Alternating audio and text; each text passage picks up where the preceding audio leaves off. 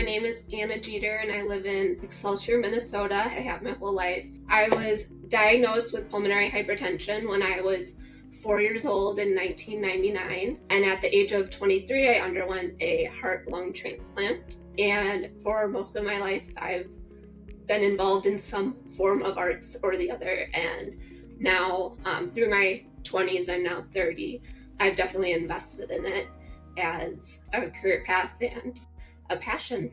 So my mom is a very artistic person, so I was always surrounded with small artistic interests when I was growing up.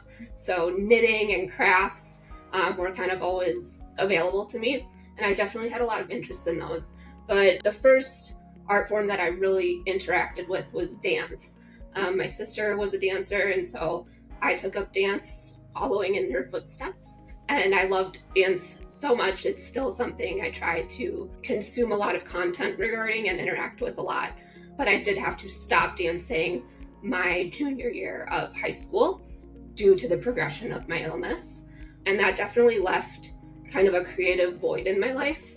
And then when I went to college, I pursued nursing. So I was very science-based, did not have a lot of creative thinking, but I got very sick my sophomore year of college. Over winter break, I was pretty much in bed the whole time, and I began to take up calligraphy.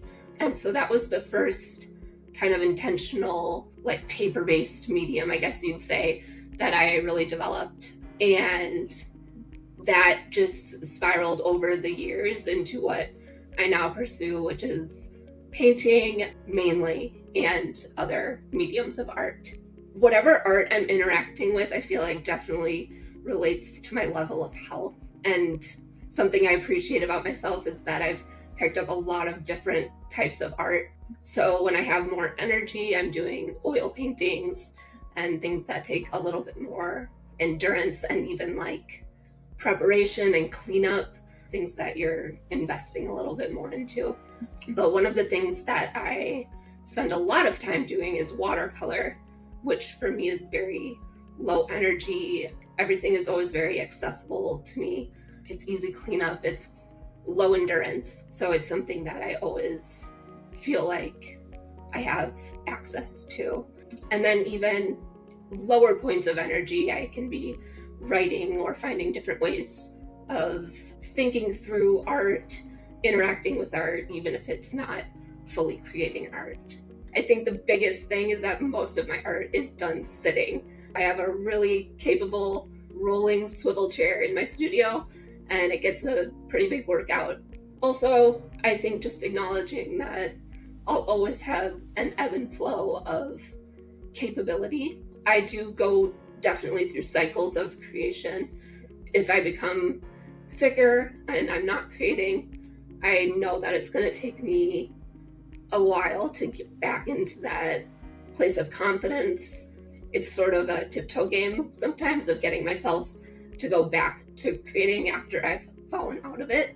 It's also so much payoff when I'm able to be back making art, and it's a frustrating cycle, but it can also be really beautiful. When I'm at those peaks, it's really worthwhile.